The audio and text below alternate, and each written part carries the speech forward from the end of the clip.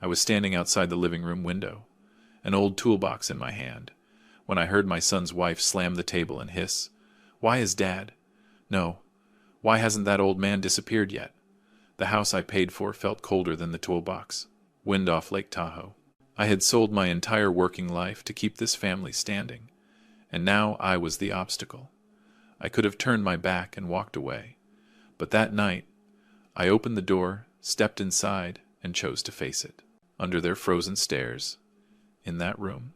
Before I tell you what happened that night, subscribe to the channel, and leave a comment telling me where you're listening from. Now, let me tell you what really happened when I opened that door and walked into the living room. I walked into the living room without saying a word. The only sounds were the steady hum of the air conditioner and the dry ticking of the wall clock. Liam and Chloe froze as if the room had just changed ownership. I looked at them, not with the eyes of a father hoping to be understood, but with the eyes of a man long used to numbers, blueprints, and consequences that cannot be undone. I set the toolbox down beside the sofa. The edges were worn, the metal latch scratched and dull. I carried it out of habit, as if I were still the man ready to fix anything broken in my son's house. A leaking faucet, a creaking door, or a relationship starting to crack. I thought I could handle it all, if I just had a little more patience. No one spoke. Chloe was the first to turn away, pretending to straighten a cushion on the couch. Liam looked at me for a second, then dropped his eyes to the floor. That gesture was so familiar it sent a chill through me. It was the look of someone who had already decided, just waiting for the right moment to close the door behind someone else. I walked slowly toward the dining table. Water rings from their coffee cups were still on the surface. This house was always clean, modern, and quiet in a way that makes you feel unnecessary. When I signed the papers to buy it, I thought that silence meant peace. Now I understood. It was just empty space saved for someone being pushed out. I reached into my jacket pocket and pulled out an old set of keys. The keys to the machine shop, the place where I spent nearly 40 years of my life, where the smell of oil and hot metal became more familiar than food from a kitchen. I placed them on the table right between Liam's chair and Chloe's. The sound of metal touching wood was clear, not loud, but unmistakable. "I was planning to give these to you," I said, my voice dry and steady. "But maybe I came too late." Liam looked up. His eyes wavered, not with regret but with concern. Chloe turned back, a tight smile appearing instantly, like a reflex she had practiced. "You must have misunderstood," she said. "We're just a little stressed, that's all." I didn't argue. At this age, I've learned that arguments only reveal more of what people are trying to hide. I looked around the living room, every detail carefully chosen. The leather sofa, the abstract painting on the wall, the wide glass doors facing the lake. 80% of the money here was mine, yet nothing carried any trace of me. I remembered the afternoon I signed the papers to sell the shop. The broker said it was a good price, $1,200,000. Enough for me to rest. I nodded without hesitation, because I was thinking of Liam. The long debts. The late-night phone calls. His voice tired, frustrated. I transferred money again and again until the numbers felt as familiar as my own heartbeat. In my mind, one figure stood out clearly, $850,000. That was what I spent to clean up Liam's messes, to buy this house, to make the family look stable from the outside. I never saw it as an investment. I saw it as duty. "I just stopped by to fix the faucet," I continued, as if what I'd overheard had never happened. "It's still leaking." Chloe gave a thin smile. "No need. We already called someone." That sentence closed the last thing inside me. Not because of the faucet, but because of the way she said "we," as if I had never been part of this house at all. I turned and walked slowly toward the window. Outside, Lake Tahoe was calm, the sunset washing the water in cold gray light. I had stood there many times, believing I was looking at my son's future. Now, I only saw an invisible line, and realized I was standing on the wrong side of it. When I turned back, I saw Liam staring at the keys on the table. His hand twitched slightly, as if he wanted to reach for them, then pulled back. In that moment, I understood. He wasn't looking at me as his father. He was looking at me as the last obstacle that needed to be removed. I took a deep breath. No one told me to leave right then. There was no shouting. No door slammed shut, but the truth was clear enough. I was no longer welcome. I was just a problem, waiting to be solved. And when I walked out of the living room, leaving the keys behind on the table, I knew I wasn't setting down old metal. I was setting down the final illusion that sacrifice by itself earns respect. That night, I didn't sleep. The guest room downstairs was so quiet I could hear the wind moving across the lake. I lay there staring at the ceiling, thinking about the keys I had left on the table. Not because I missed the old shop. I missed the feeling. The belief that if I gave enough, everything would somehow be okay. The next morning, I woke up early. Decades of work don't let you stay in bed once the light comes up. In the kitchen, Chloe was already gone to work. Liam was still upstairs. I made coffee, sat alone, and let my mind return to numbers. When emotions stop being reliable, I always go back to things that can be measured. I opened the kitchen drawer, looking for a notepad. The drawer caught slightly. I pulled harder, and a thin stack of documents slid out and fell onto the floor. I bent down to pick them up, planning to put them back neatly. Then I saw the name on the cover. My name! Under it was a dry administrative title. I didn't need to read it closely to know what it was. I've handled enough paperwork in my life. This wasn't a bill. It wasn't a repair contract. It was a file prepared to prove that I was no longer capable of making decisions for my own life. I sat down and opened it page by page. The language was careful, almost neutral, but every line pointed to the same conclusion. I was described as confused, slow in my thinking, in need of professional care. There was even a signature from someone I had never met. I didn't feel anger right away. What I felt was a cold emptiness. The words I'd heard by the window the night before came back with painful clarity. Worthless. I understood then that it hadn't been said in a moment of frustration. It was the conclusion of a plan that had already been prepared. I stacked the documents again and put them back exactly where I found them. I didn't want Liam or Chloe to know that I had seen them. Not yet. I took my coffee upstairs, sat by the window, and watched the lake slowly brighten. In my mind, the pieces began to fit together. Chloe's sudden questions about whether I still remembered dates clearly. Liam asking me to sign papers just to make things easier for the family. The way they talked about a nearby care facility as if it were an obvious option for me. I had ignored it all because I didn't want to believe the worst. Now I understood. I was no longer a father being helped. I was an asset that needed to be handled neatly. At noon, I walked through the house. I ran my hand along the walls, the stair railing, the glass doors facing the lake. 80% of the money here came from me. But on paper, my name appeared only in small lines, written carefully enough that no one would notice. I remembered clearly the day I signed the contract. I trusted the broker. I trusted Liam when he said it was all just paperwork. I smiled quietly to myself. In my entire career, I never signed off on a drawing without reading every detail. Yet with my own family, I ignored the most basic thing of all. By evening, Liam came home. We ate dinner in silence. Chloe talked about work. Liam nodded along. No one mentioned the night before. I watched them, not with hurt anymore, but with a new kind of clarity.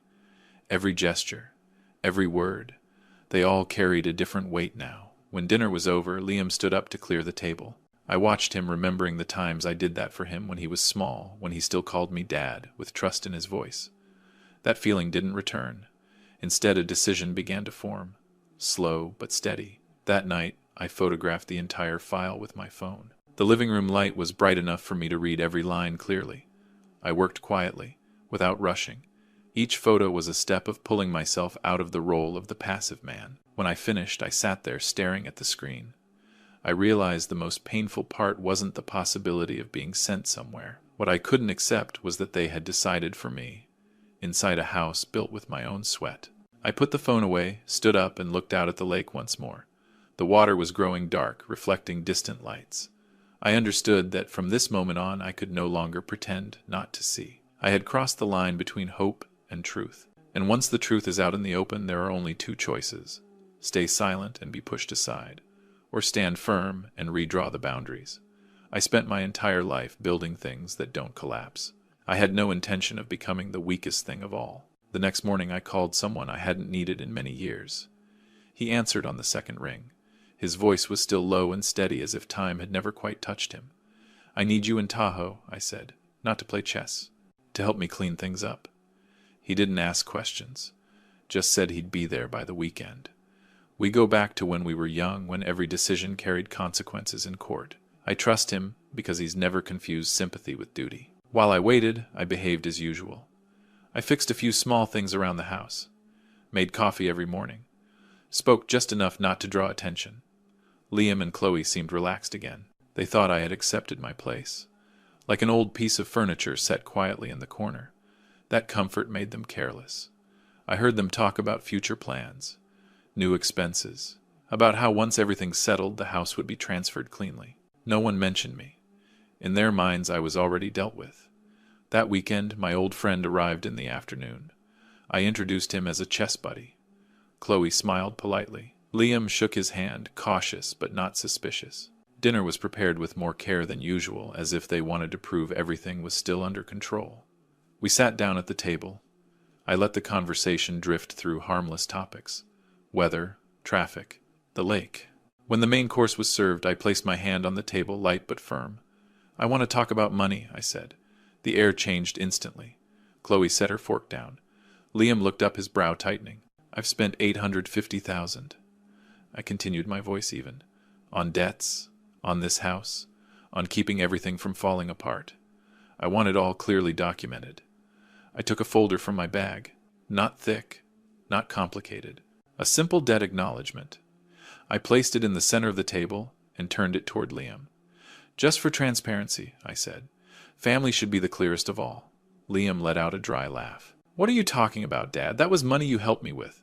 "Help or not, it's still money," I replied. "And money needs to be recorded." Chloe stepped in, her voice softer. "You're making this tense for no reason." I looked straight at her. Tension started when people decided I no longer understood what was happening. Silence stretched. My friend said nothing. He just watched. Liam pushed the papers away. "I'm not signing," he said. "There's no reason." I nodded as if I expected that. I took out my phone, set it on the table, and slid it toward them. "Then I'll explain the reason," I said. I opened the photos I had taken. Page after page appeared clearly on the screen. My name, the cold descriptions. Chloe's face drained of color. Liam stared at the screen, lips pressed tight. "You were planning to use this," I said slowly, "to decide for me." Chloe jumped to her feet. "You don't understand. I understand perfectly," I cut in. "Enough to know this isn't a misunderstanding." There was no pretending anymore.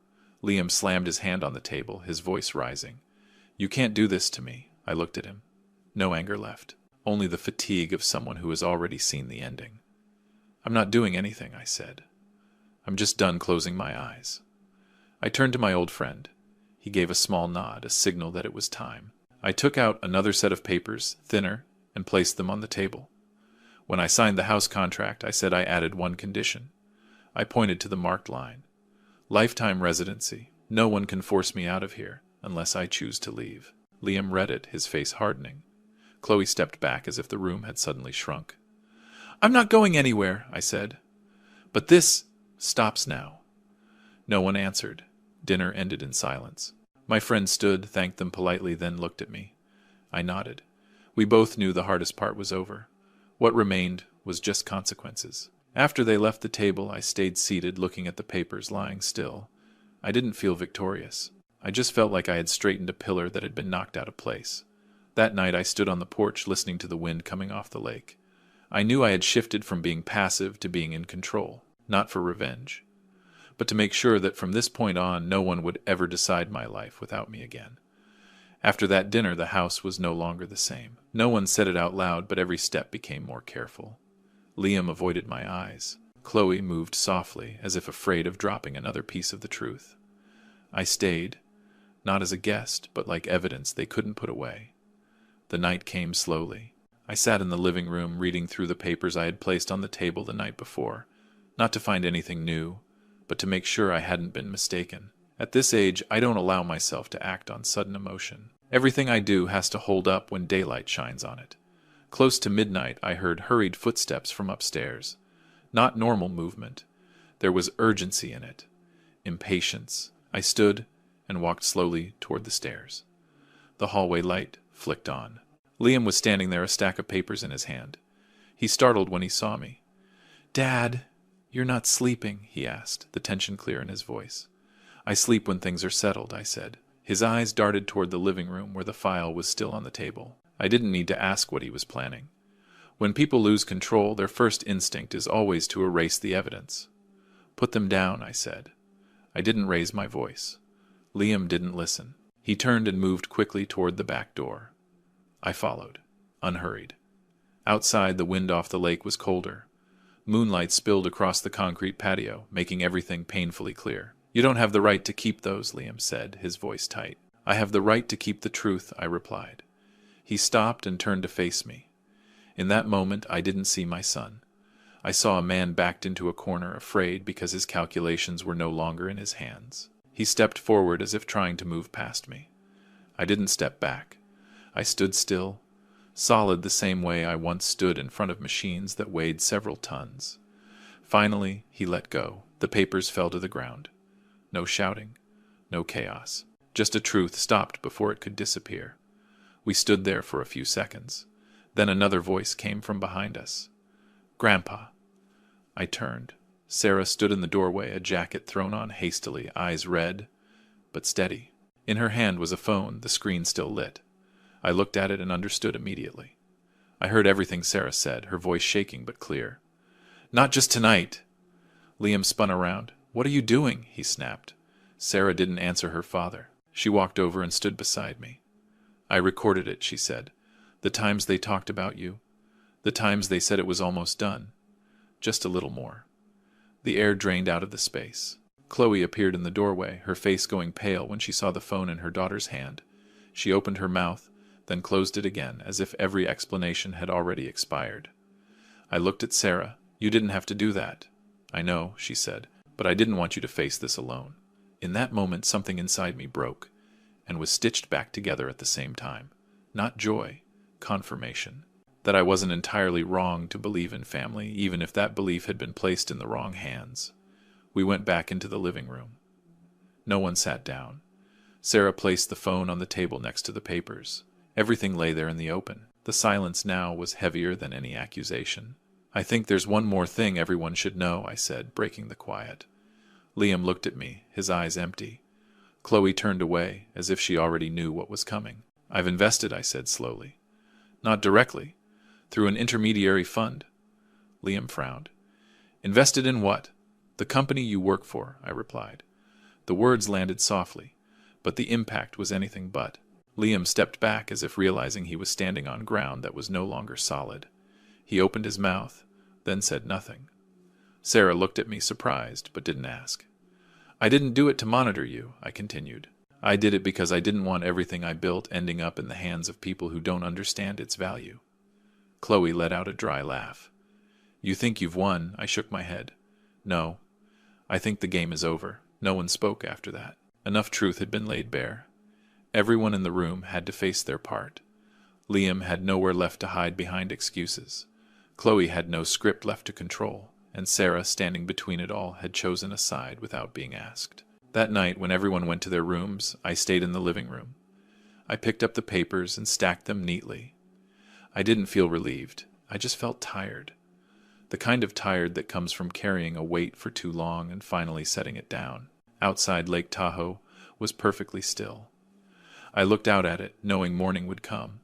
But before the light arrives, there are nights that force people to look straight at what they tried to hide. And tonight, no one in this house could pretend not to see anymore. The next morning the house woke up more slowly than usual. No one was rushing. No one was avoiding anyone. It felt as if the night before had drained the last bit of noise from the place. I made coffee and stood by the window watching the lake wrapped in a thin layer of mist. There was no sense of victory, just enough calm to take a deep breath. Liam and Chloe came downstairs late. They didn't look directly at me. I wasn't waiting for that. Everything that needed to be said had already been said during the night. Now it was time to restore order the way I always did, with projects once the structural problems were finally exposed. I'm not asking you to leave right away, I said, when we were all seated at the table. This is still a family home. But starting today, things will be different. Chloe pressed her lips together. Liam gave a very slight nod, as if every movement had to be weighed. The basement is still empty, I continued. You can move down there, not as punishment, just to give everyone the distance they need. No one argued. Sometimes silence is the clearest form of agreement. All the money I've spent, I added, will be documented. Each month you'll repay a portion. Not because I need the money, Because I need respect. Liam opened his mouth, then closed it again. Finally he said, I understand. I didn't respond. I knew that understanding takes time to prove itself. Sarah sat beside me, her hand resting on her teacup. She hadn't said much since everything came apart, but I saw something new in her, a steadiness, like she had crossed a threshold without anyone pushing her. After breakfast, Liam and Chloe began packing. I didn't help. I didn't supervise. I went outside, down to the small dock behind the house. The morning wind was cold but clean. I sat there watching the water ripple. In my hands was the old toolbox. I'd carried it my whole life, fixing machines, fixing doors, fixing things you can touch. For a long time I believed that with enough patience people could be fixed the same way. Now I understood some things don't need fixing. They need letting go. I stood, walked to the edge of the dock, and didn't throw the box. I simply let it drop into the water.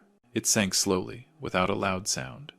A small ring of ripples spread out, then disappeared. I didn't feel regret. I felt lighter. When I went back inside, Sarah was waiting by the door. Are you okay, Grandpa? She asked. Better than before, I said. She smiled for the first time since the night before. Are you staying here? She asked. I am, I said, but not the old way. The days that followed settled into a steady rhythm. Liam left early, came home late. Chloe spoke less. The house wasn't tense anymore, but it wasn't warm either. I didn't try to pull them closer. I let everything stand where it belonged. I took time for myself, walking around the lake, reading, sitting still without feeling useless. Sometimes Liam and I talked about small things. No past, no distant future. Just short conversations, polite, contained. One afternoon, Sarah brought me a glass of water and set it on the table. Thank you, she said. For what? I asked. For standing your ground, she replied. If you hadn't, I don't think I would have dared to. I looked at her and realized that not every legacy is written on paper. Some things are passed down through action, at the exact moment they're needed. As evening fell, I poured myself a glass of wine and stood by the living room window. The last light of day rested on the lake, quiet, clear. I thought back to the question I'd overheard through the window that night.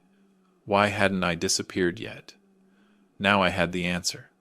I stayed to redraw the boundaries, to remind myself that sacrifice doesn't mean erasing who you are, to live the years I have left not as a burden, but as a man with worth even if he stands alone. I took a sip of wine and looked around the house, no longer foreign to me. I didn't need apologies. I didn't need promises. I only needed the truth to be placed where it belonged. And that night, as darkness settled over Lake Tahoe, I stood there alone but not lonely, knowing that for the first time in a very long while, everything was finally standing firm. If you've listened this far, thank you for staying with me to the end of this story. If it made you think about family, about boundaries, about respect, tap like to show your support. Subscribe so you don't miss the next story. And share this if you believe someone else needs to hear it. Your presence is the reason stories like this continue to be told. Thank you for listening.